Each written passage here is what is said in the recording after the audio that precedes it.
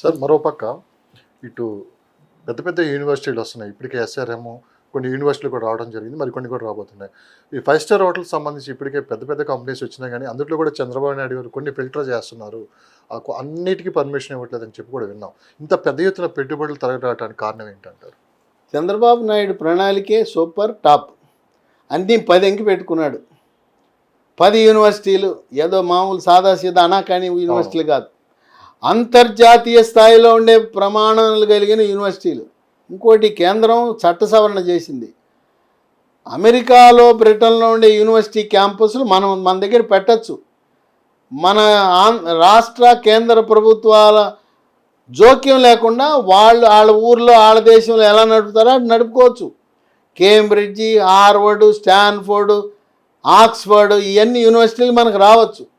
కనుక పెమసాని చంద్రశేఖర్కి చెప్పాడు చంద్రబాబు నాయుడు, చంద్రశేఖర్ నువ్వు అమెరికా యూనివర్సిటీలు కొని పట్టురా అండి, ఇక్కడ మనం అన్నీ ఇద్దాం వాళ్ళకని చెప్పాడు. 10 యూనివర్సిటీలు, అన్నీ 10 యూనివర్సిటీలు.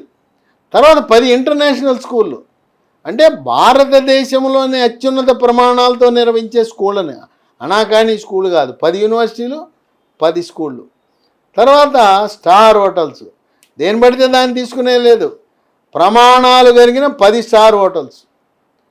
ఇక 10 హాస్పిటల్స్ కూడా మామూలుగా కాదు, ప్రతి హాస్పిటల్లో నైపుణ్యం ఉండాలి. ఇప్పటికే బసవతారకం హాస్పిటల్ వాళ్ళు పనులు ప్రారంభించారు. 2018లో భూమి పూజ అయిపోయింది, పనులు మొదలుపెట్టారు. ప్రైవేటు రంగంలో మొట్టమొదటిగా పనులు ప్రారంభించింది ఏదంటే బసవతారకం క్యాన్సర్ హాస్పిటల్ పనులు ప్రారంభించేశారు, కాంట్రాక్టులు ఇచ్చేశారు. 18 నెలల్లో 350 పడకలతో అది హాస్పిటల్ మొదటి దశ ప్రారంభం కాబోతా ఉంది. తుది దశకు వచ్చేసరికి 1000 పడకల అక్కడ 10 ఎకరాలు కేటాయించారు. దానికి 2 పక్కల రోడ్లు. ఆ విధంగా 10 అంతర్జాతీయ స్థాయి కలిగిన హాస్పిటల్. చంద్రబాబు నాయుడు ఇదేంటంటే ఆయన ఆలోచన, బొంబాయిలో మీరు ఎవరన్నా వెళ్తే నారిమన్ పాయింట్ అని ఉంటుంది. అక్కడ నారిమన్ పాయింట్లో ఎల్ఐసి టవర్ చాలా ఫేమస్, ఎంతో పొడుగాటి టవరు. అసలు నారిమన్ పాయింట్లు ఎక్కడ చూసినా టవర్లే ఉంటాయి. తర్వాత న్యూయార్క్ ఎవరన్నా చూసిన వాళ్ళు ఉంటే న్యూయార్క్లో కూడా అన్ని టవర్లే. చంద్రబాబు నాయుడు ఆకాంక్ష ఏంటంటే ఈ అమరావతిని బొంబాయిలో నారిమన్ పాయింట్ లాగా, న్యూయార్క్లో నడిబొడ్డులో ఎలా టవర్లు ఉన్నాయో, అందుకే సెక్రటేరియట్ 5 టవర్లు మామూలుగా లేవు, 47 అంతస్తులు ఉన్నాయి. ఎవరైనా పెట్టుకుంటానంటే మీరు 50 టవర్లకైనా 60 టవర్లకు కూడా అనుమతి ఇవ్వడానికి రెడీగా ఉన్నారు. తదనుగుణంగా ఆయనకు ఒక ఆలోచన వచ్చింది. అన్నీ 10 అన్నాడు కదా, టవర్లు కావాలంటున్నాడు. టవర్లు అంటే విమానం నుంచి వెళ్ళినా, డ్రోన్తో ఫోటో తీసినా వెలిగిపోవాలి, అంతర్జాతీయంలో స్థాయిలో టాప్ 5 సిటీలో ఉండాలన్నారు కదా. అందుకని కేంద్ర ప్రభుత్వ శాఖలకు ఒక మాట చెప్పాడు. ఇంతకుముందు ప్రతి శాఖకి కేంద్ర ప్రభుత్వ శాఖలు 135 ఉన్నాయి, బ్యాంకులు ఉన్నాయి 30, వాళ్ళకి భూములు కేటాయించారు. ఇప్పుడు ఏం చెప్పాడంటే బ్యాంకులకి మీకు వేరే ఇస్తాను, ఈ 135 శాఖలకి ఒక 50-100 ఎకరాలు ఇస్తాం, మీరు టవర్లు కట్టండి. ఆ టవర్లో ఒక్కొక్క ఫ్లోరో 2 ఫ్లోర్లో ఒక శాఖ తీసుకోండి అని చెప్పి ఇప్పుడు ఆయన దృష్టి అంతా కూడా టవర్ల మీదకి వెళ్ళింది. ఎవరు కట్టాలన్నా కేంద్ర ప్రభుత్వ అధికారులను కూడా పిలిచి నీ ప్లాన్ బట్రా అంటున్నాడు. ఆయన ప్లాను ఓకే అంటే తప్పనిచ్చి అమరావతి కోర్ క్యాపిటల్లో ఏ భవనం కూడా నిర్మాణం జరగదు. ఆ రోజున ఎస్ఆర్ఎం వాడు వచ్చినా, విట్టోడు వచ్చినా, అమృతావాడు వచ్చినా, అట్లాగే ఇప్పుడు జేవియర్ సంస్థ ప్రతిష్టాత్మకమైన ఎంబీఏ కోర్సు, అందరికీ కూడా ఆయన బిల్డింగ్ ప్లాన్ చూస్తున్నాడు, ఎన్ని అంతస్తులని చూస్తున్నాడు. ఇక బిట్స్ వాళ్ళు మామూలు వాళ్ళు కాదు, వాళ్ళు పిలానీలో ప్రారంభించారు, హైదరాబాద్కి వచ్చారు, బొంబాయికి వచ్చారు, గోవాకి వెళ్ళిపోయారు. వాళ్ళు మేము అందరూ ఉన్న చోట కాదు, మాకు వెంకటపాలెంలో వెంకటేశ్వర స్వామి సమీపంలో మాకు భూమి ఇవ్వండి అన్నారు. ఎందుకయ్యా అంటే మా భవన నిర్మాణం అంతా కూడా వెంకటేశ్వర స్వామి దేవాలయాలకు ఎటువంటి రూపురేఖలు ఉంటాయో, ఎలా చిత్రాలు ఉంటాయో ఆ రకంగా మా యూనివర్సిటీని చూస్తే దేవాలయంలా ఉండాలి, ఇది విశ్వవిద్యాలయం కాదు, దేవాలయంలో ఉండేలా మేము చేర్చాం. కనుక వెంకటేశ్వర స్వామిని దేవాలయం దగ్గర మాకు భూమి ఇమ్మని కోరితే చంద్రబాబు నాయుడు ఓకే అన్నారు.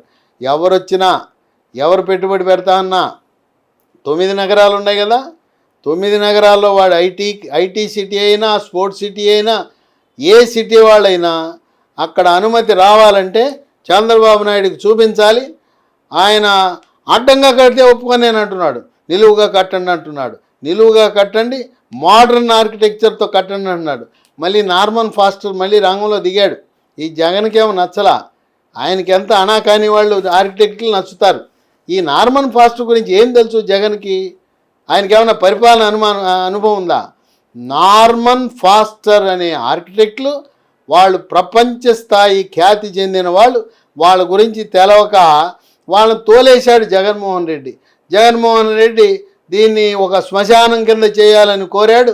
ఆయన ఆశలు అడియాశలైన ఇవాళ అంతర్జాతీయ నగరం టాప్ 5 సిటీలో ఒక సిటీగా కాబోతా ఉంది.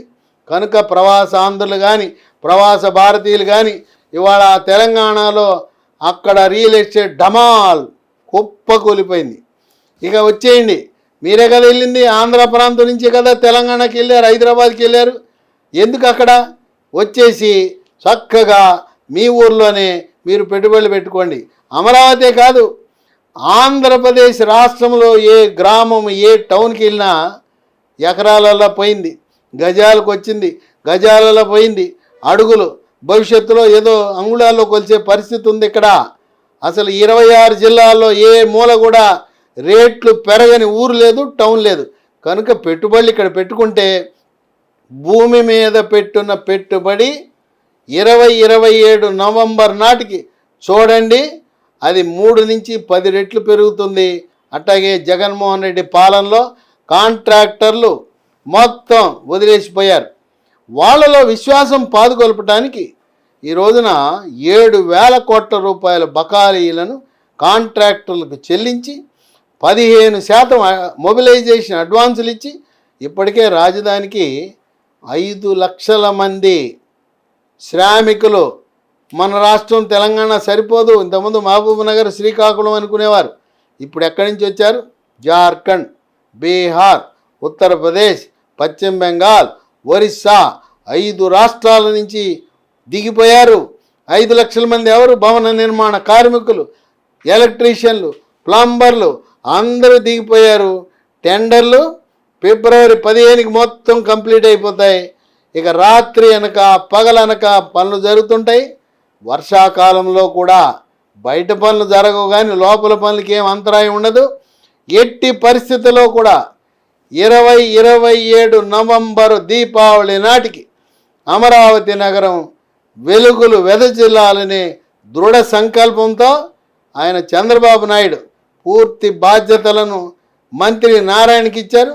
మంత్రి నారాయణ ఆయన నిద్రాహారాలు మాని పూర్తిగా అమరావతి రాజధానే కాకుండా రాష్ట్రంలోని అన్ని మున్సిపాలిటీలు నగరాలు అభివృద్ధి చెందే విధంగా ఆయన అహర్నిశలు కృషి చేయటం చాలా సంతోషం. అంతేకాదు ఈ భవన నిర్మాణం చేసేటప్పుడు ఈ టౌన్ ప్లానింగ్ వాళ్ళు ఉండారు. శనీశ్వరం శని వాళ్ళు లంచం లేకుండా ఎవరికి అనుమతులు ఇచ్చేవారు కాదు, ఇవ్వరు కూడా. దానికి ఒక విరుగుడు వేసేసారు. పాము కాటికి విరుగుడు వేసినట్టు ఈ టౌన్ ప్లానింగ్ వాళ్ళని పడుకోబెట్టడానికి ఆంధ్రప్రదేశ్ రాష్ట్రంలో 5 అంతస్తుల వరకు 15 మీటర్ల వరకు ఎవరైనా భవన నిర్మాణం చేయాలంటే మున్సిపాలిటీల చుట్టూ తిరగవద్దు, టౌన్ ప్లానింగ్ వాళ్ళని పలకరించొద్దు. మీరు లైసెన్స్డ్ సర్వేయర్ ద్వారా కంప్యూటర్లో పెడితే 21 రోజుల్లో మీకు అనుమతి వచ్చినట్టుగానే భావించండి.